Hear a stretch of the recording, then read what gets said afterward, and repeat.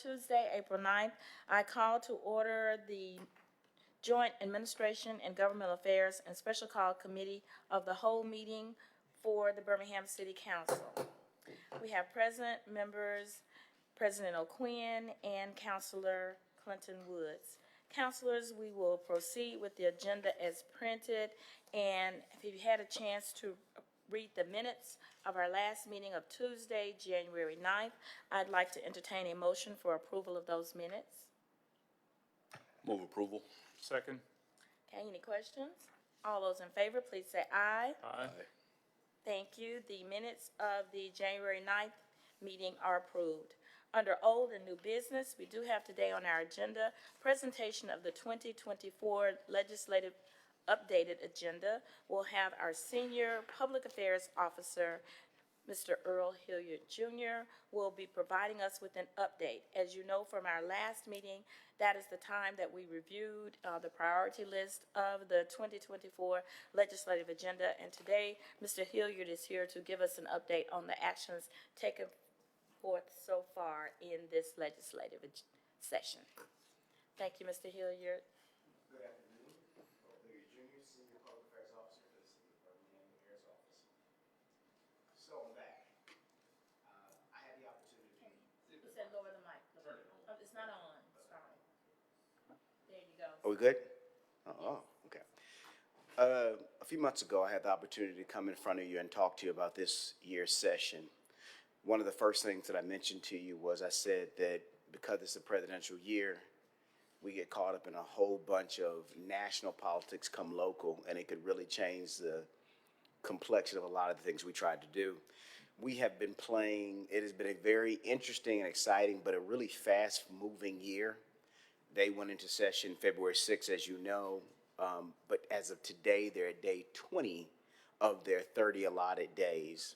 They have been doing what's called 3-day work weeks, which is normally, as I've already stated to here, Tuesday and Thursday are typically your session days, Wednesday your committee days, but what they have been doing was working on Wednesdays also, really speeding the calendar up, which also meant it gives the opportunity for bills to move at a speed they don't normally move at.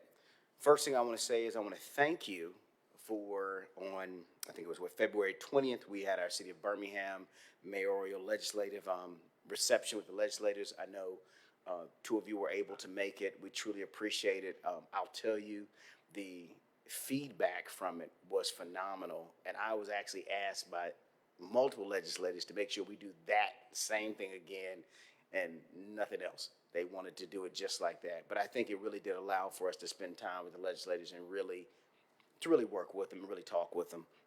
They tend to like it, and I assume from the feedback I received from you guys that you liked it too. I gave each of y'all homework last time. I don't think it was received well. I said that I really thought that you should follow two bills, a controversial one, and this year you'd had lots of controversial bills or a regular bill, just to kind of walk through the process. I'm sure that you've probably followed bills, although you didn't necessarily come to Montgomery to follow them, just to see the process. But I did want to point out several bills that we have to work on or that happened already and just where we are. The first one was SB 129, which I'm sure you all know about, which was the anti-DEI bill.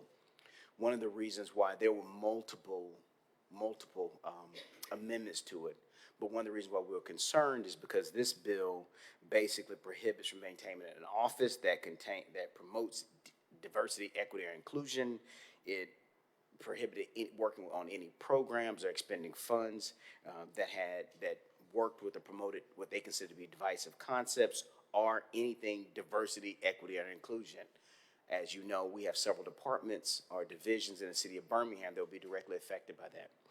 The way that some of the amendments were written and the way our attorneys, Alabama League of Municipalities and several attorneys written, it does not seem to affect a municipal unit.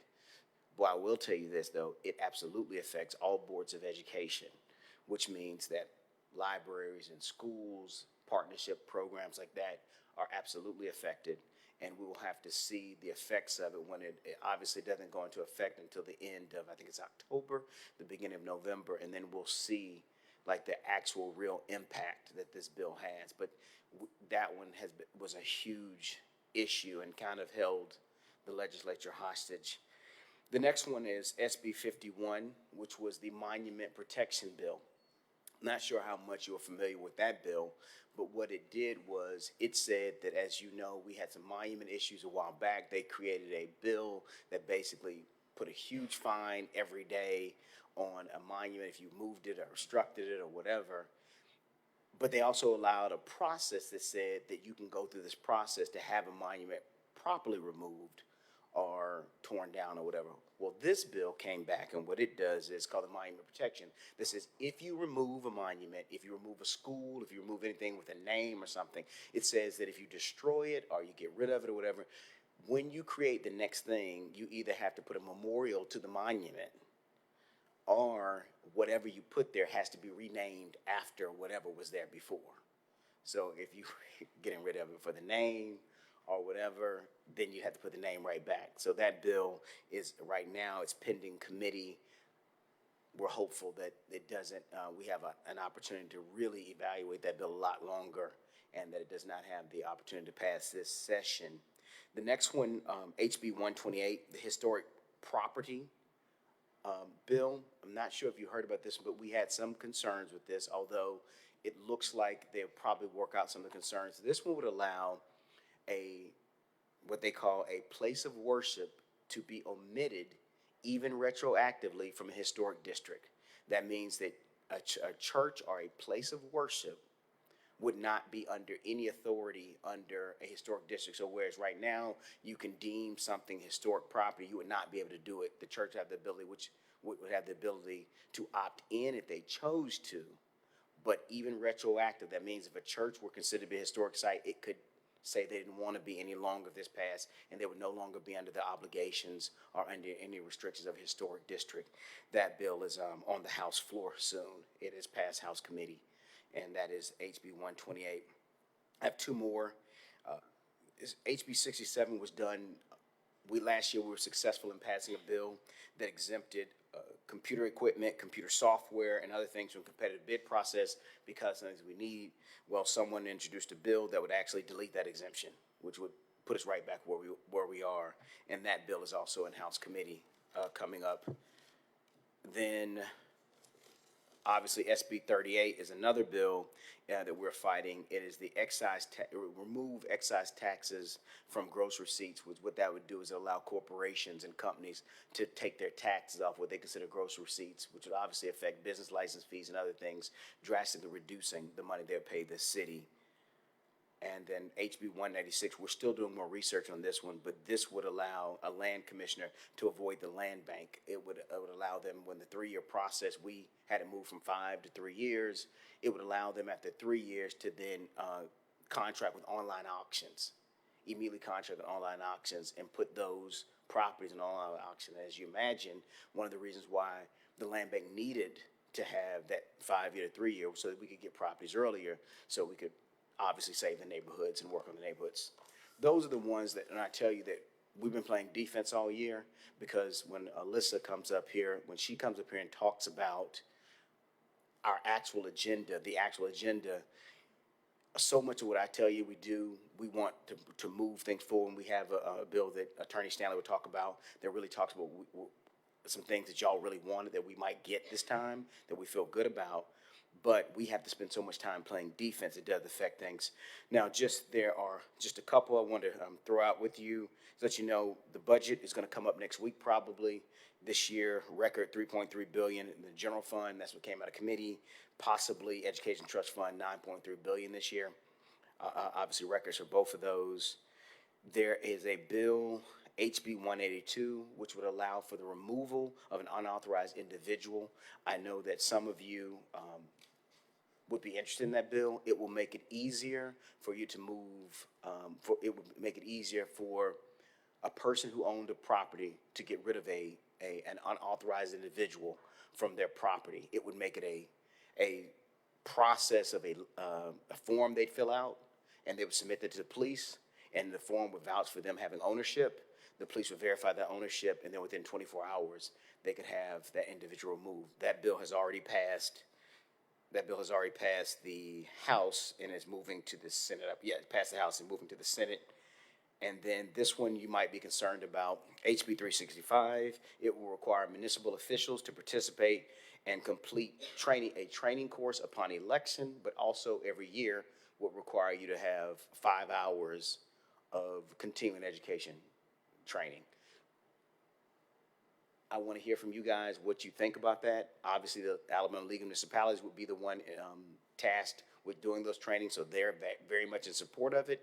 We were thinking about, if we did not oppose it, we were thinking about adding adding an amendment to it that would allow for any of the other conferences that you already go to and get training from, that count. Because right now it states that you have to get the training from the Alabama League of Municipalities in Montgomery. Well, we're saying that when you go to these conferences, I know Councilor O'Quinn, President O'Quinn, you already do training when you go to these conferences. Sometimes your staff do. I know others of you do too. We're trying to just get an amendment that would allow that to count toward that. And I think that's it. There's one more. SB 1 passed. I told you about this one. This is the ballot bill. This is the one that makes it illegal for someone to pay someone to do their ballot for them, or to pay for gathering or culling of ballots. That absolutely affects us because, as you know, we have municipal elections and there are people who all the time pay people to support those efforts, and that would be illegal under most circumstances. Representative Danny Garrett has HB 348, which is a train stop penalty bill. This would say that if it is not a mechanical error, if it's a mechanical issue where they can't, if the train is going to be stopped for, I think it's greater than an hour or greater than 2 hours, it must be broken up, and it cannot, otherwise there are not criminal penalties, but there are monetary penalties, but it makes it law that they have to break it up if it is not. I believe that is the last one. It is, and so at this point, I would like to call up, I will say this, because I had several questions. The gambling bill, separate bills, have passed the House and passed the Senate. They are both in a conference committee right now to see if they can come with any agreement. I will tell you this, the House and Senate versions are completely different.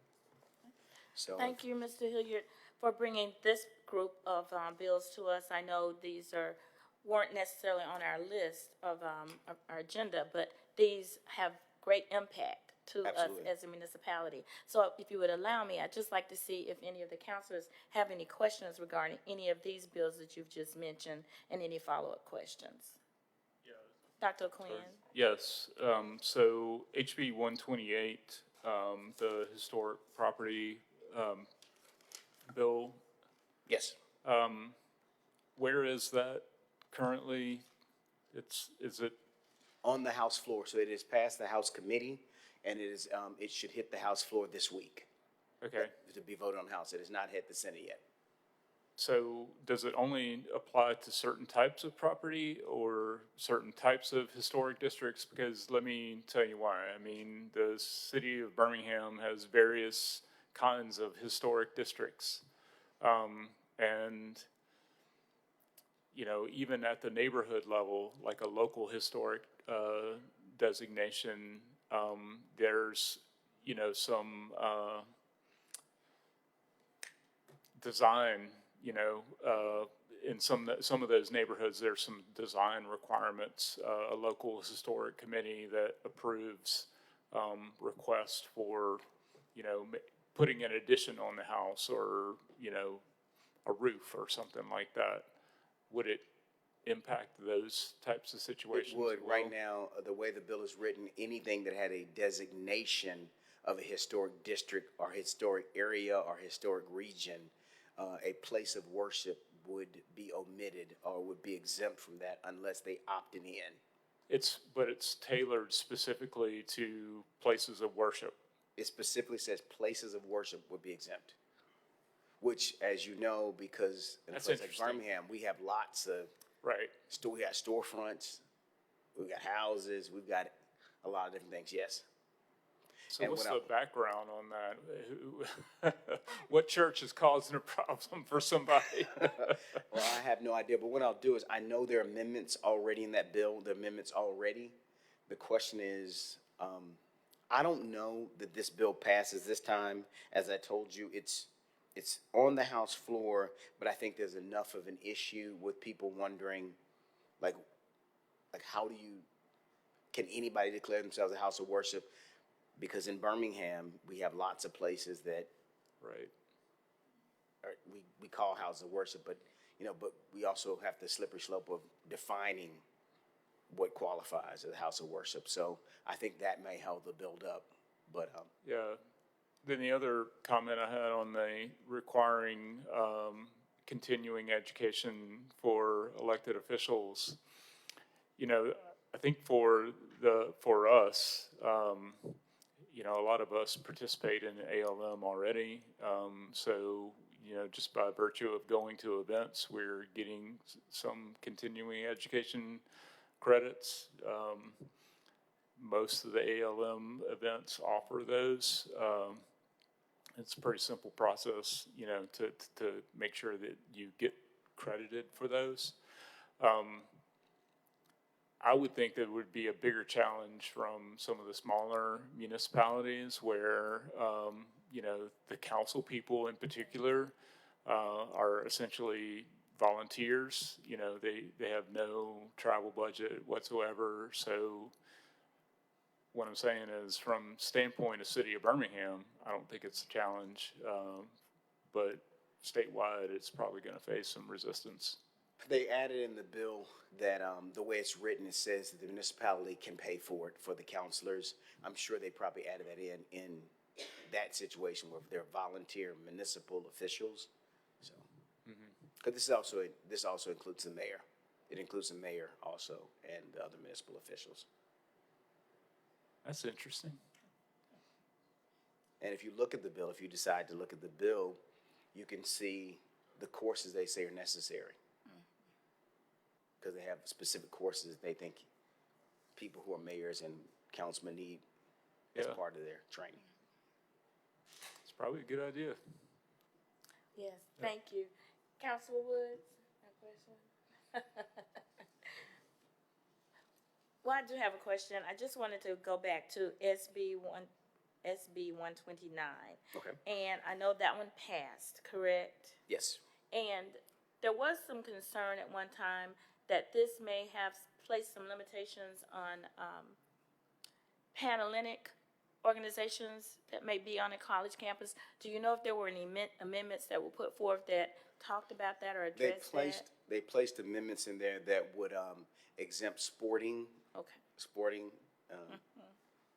dorms and other things, because part of the bill said that you could not segregate by race, gender, all those things. But they exempted, I think, Greek organizations.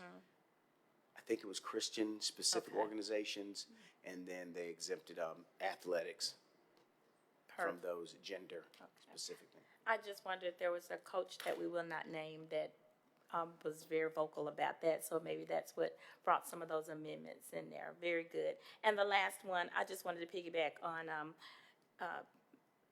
Councilor O'Quinn's comment about HB 365 and the continuing education credits. I can see how a Class 1 municipality such as ours, as well as the budget that we have, this also would also put a hardship on a smaller city that doesn't have quite the budget for training and other things that would be. But I do think it's something that's really valuable to put those continuing education credits in there, because I know most school boards have those from the State School Board Association, and it was just something that was, required or accepted.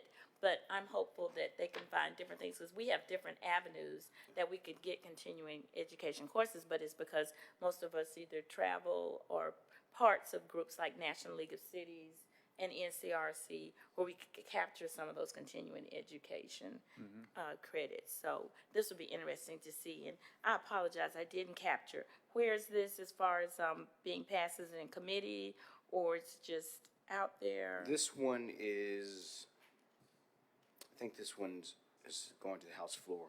Okay, House floor. I think this one's going to the House floor. Oh, I'm sorry, in-house committee. It is in the House committee. Committee, okay. Thank you very much.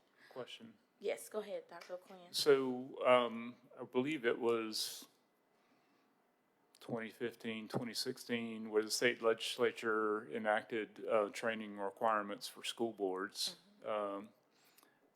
So, looking back at that, I think that was within a certain time frame after they got installed into office, that they had to complete that required training. So it makes sense. It would be, in line with something along those lines. It's 10 hours. Yeah. It's 10 hours once you win. And then after you win, every year there's a continuing education requirement of 5 hours. What would be nice is if they would require, some degree of training before people qualified to run for office. That might cut out some of the nonsense. So. Well, I do know at one time there was an organization, BBA actually offered courses or offered a series of weekly classes, and it was called If You're Interested in Running for an Office, and it taught some of those principles and things we talk about, parliamentary procedure, ethics, those type things. And then the goal was you would go through this training and then you determine, is this something I want to undertake as part of, preparing or going out for a political office. So I could see how it could be beneficial, as you said, even prior to, or was it you earlier said, prior to taking office, that you get some of these courses. Yeah, so they're working on ways in which to enhance our elected officials, some voluntary, some required. So. Well, I liked it as when I served on the school board, we came under those requirements for the 10, and then you had to get so many more after you served.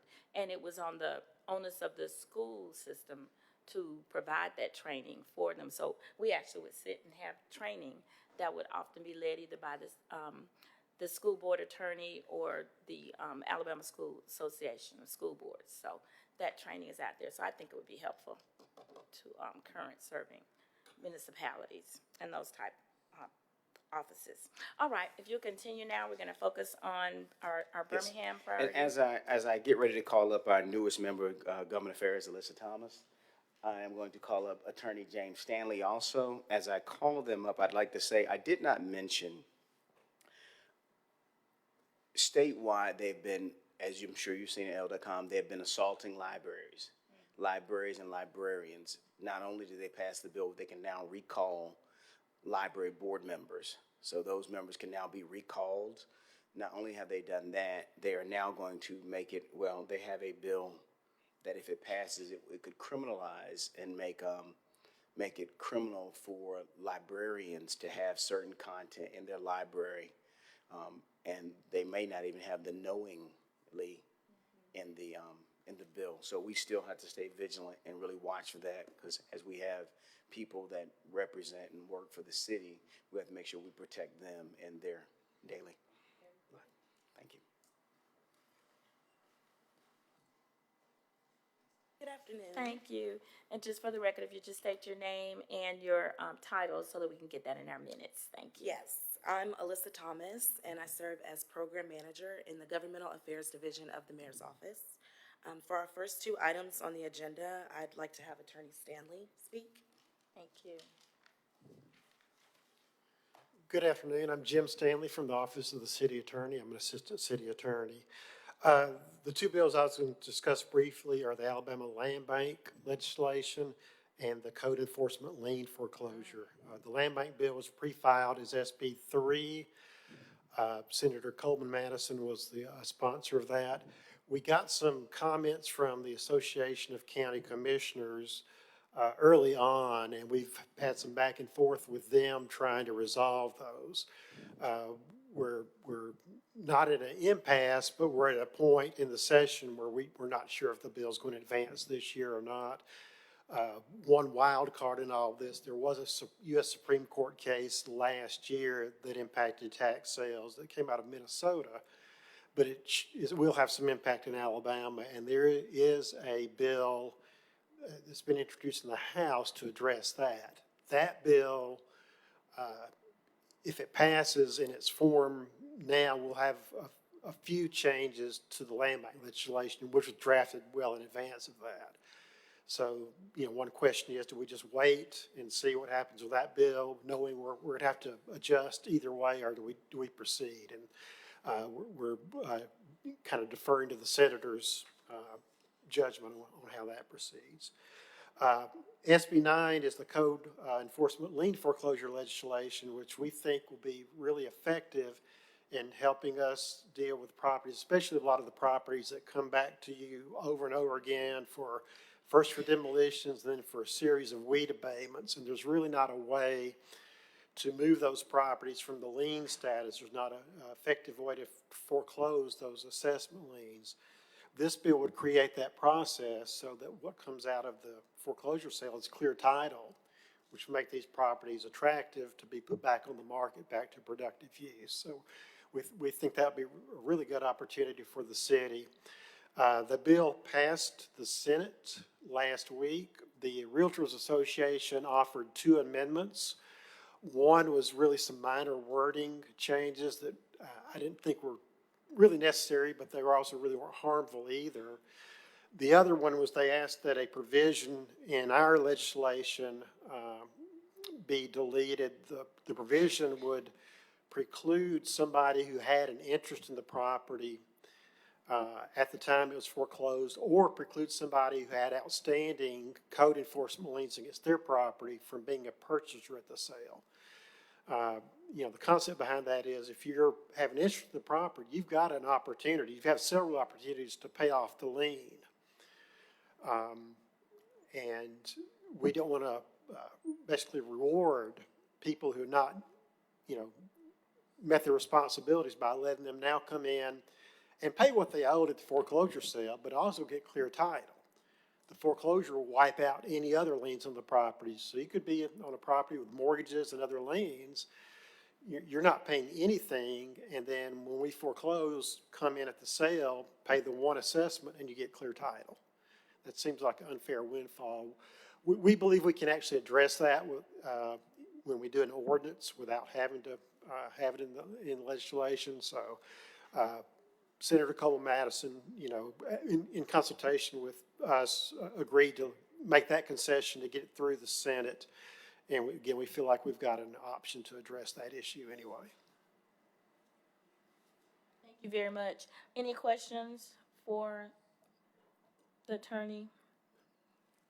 Yeah. All right, thank you. So item 3 on the agenda is the automated photographic traffic enforcement system. At this time, the city has met with our sponsor, and we're formulating a best way to move forward with that legislation. With the vacant property registration bill, it is a local bill, so it was advertised as required for the time frame. It has been submitted to by our lobbyists to LSA, so we should be expecting a final bill any day now. And that is the same for the Birmingham Housing Trust Fund. It also was advertised as required since it is a local bill, and it should be hopefully returned soon. With the Community Land Trust Act, at this time, there is a summary and talking points created, but the final draft is still pending. So if there were any questions you all had about that, our lobbyists are capable of sitting down and walking through that with you. You can see that the Pardons and Parole Housing Fund, unfortunately, that proposal was rejected. And as far as the Workforce Housing Tax Credit, we actually have Mr. Kelvin Datcher to speak to that. That's okay? Thank you. Mr. Datcher? You gonna play his theme music as he comes?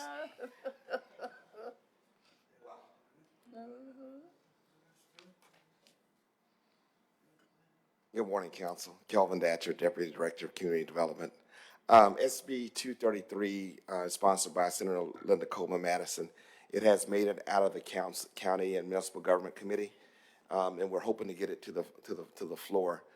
It would provide about $28 million to the Alabama Housing Trust Fund that could be used as gap financing for affordable housing developments. So it would be something that we don't have, and it's been really a huge barrier to getting some affordable housing developments done in the city, across the state rather, and with us as well. Many other neighboring cities, states, Georgia, Tennessee, Arkansas, Mississippi, they all have this kind of funding. There's a much, much larger than ours, but hopefully if we're able to get something like this, even at the tune of $28 million, we were hopeful that that would do kind of like the historic tax credits did 5 or 6 years ago when they were just so well received that additional funding was made available when that came up for renewal. So again, that's Senator Coleman Madison, and it has come out of committee.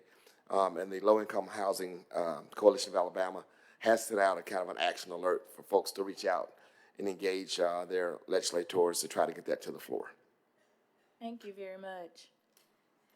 Are there any questions regarding any of the additional items that have been presented to us from our priority list? Dr. Quinn? Yes, I have just a general question. So it's my understanding that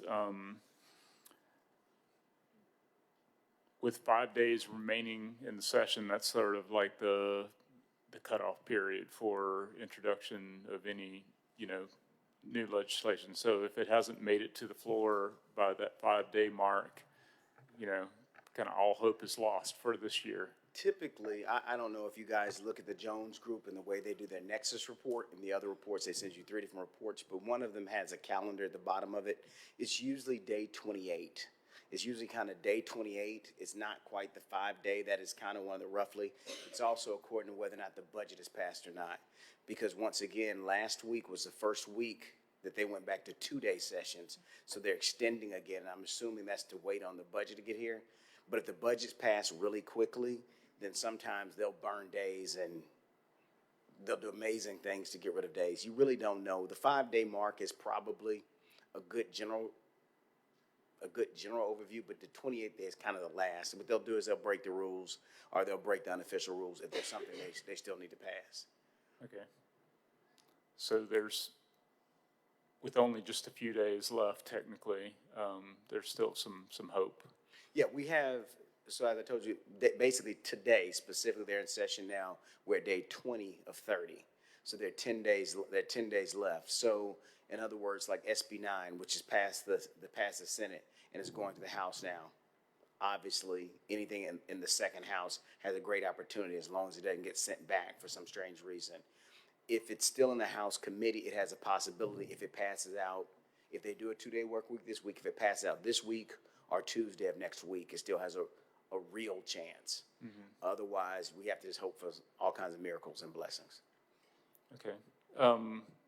Any update on, I think it's SB 91, Senator Smitherman's bill that would put a $5 surcharge on vehicle registrations that would fund a public transportation trust fund? I have no update on that one. Matter of fact, I'll take a note on that one because that's actually not on my list. Okay. So SB 91. I believe that's it. Yeah. Okay. I'll look at that one, and it would add 5. Yeah. So yeah, this is the follow-up to his legislation that he introduced. I think it was maybe 2018. Creating the state trust fund for public transportation, but didn't fund it, and so this is his, solution to actually putting some money in that account. And I believe, if I remember correctly, it's SB 91. I'll look at that now. I'll send you guys an email update to that. Okay. Thank you, Dr. O'Quinn. Any questions, Councilor Woods? No questions, but we'll just welcome you to the team, and going forward, make sure you give us the good news and let Earl give us the bad news. But thank you. Well, I do want to thank you for both of you for providing us and everyone that brought us this information. This has been, with this particular legislative agenda and our priority list, you've helped to really assist us and make this a worthwhile effort for us. So I thank you for the work that your team does and the follow-up that we get, as well as from the Jones Group and the people that are representing us there in Montgomery. So kudos to all members of the team. We truly appreciate that, and I don't want to, by any means, they didn't come up here, but I don't want to any means leave out Camila Gray Lewis, who is the Director of Governmental Affairs, and Ryan Jackson, who is the Deputy Director of Governmental Affairs, and their work on this too. I will say this, and I always remind you guys, but I just want to make sure, If you have any questions, you don't have to wait. You can always text me or call me or ask me about any of the legislation. Once again, if you do want to go to Montgomery, just give us a call. We can line you up with one of the lobbyists, or I'll probably be there, and we can make sure that any thoughts you have or anything you want to check out or evaluate, we can make sure that it happens. But we're glad to have your help, assistance, and all of the work you do in helping us make sure the legislative agenda goes through successfully. Thank you, Dr. Quinn. One final question, on the squatters bill, the 182, HB 182, I'm just wondering, you know, you gotta think about unintended consequences, or at least you're supposed to think about unintended consequences. And, you know, Alabama is already a very strong, you know, property owners' rights state, and the, you know, Alabama Landlord Tenant Act gives property owners, you know, a lot of leeway with tenants, especially. I'm curious if this bill might have some impact on evictions, in particular. I mean, it kind of sounds like that's what it's geared for, you know, but in this case, it's intended for people to move people along who don't have explicit permission to be on the property. But thinking about unintended consequences, you know, could it impact the evictions process for tenants that are under contract? I'm just throwing that out there. Well, an interesting note is that the League of Municipalities put out, the league encourages members to review the bill as substituted and provide feedback, because it works in two different ways. One, it works on houses that are unoccupied, and for houses that are occupied, it actually revises what they call burglary class 3. It actually adds burglary class 3. So in other words, it adds several other things to it. So the bill was initially created, one of the unofficial names, like the Vagrant Removal Act. So one of the things was, I know the intent initially was when vagrants move into buildings and there's a long process to get them out, this was meant to simplify the process for moving individuals who had no business being in there. But I could see they did add a part in there, which is part of the substitution, which I have to go back and look at all of it. I know there is a part about occupied buildings, and that's probably part of the parts you're talking about with evictions. Thank you. This time, we don't have any other items on our agenda. I want to thank you again for bringing this update.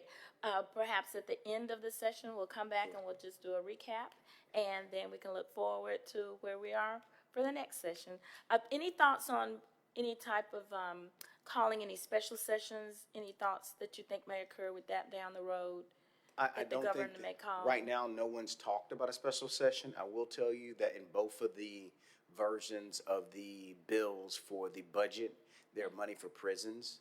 If they pass that and there's something they need to do to direct that, there's a possibility. But right now, I haven't been told about any need for a special session. Okay, well, thank you very much. We do appreciate you again. All right, councilors, at this time, we've come to the end of our agenda. I will be happy to entertain a motion for adjournment. Motion to adjourn.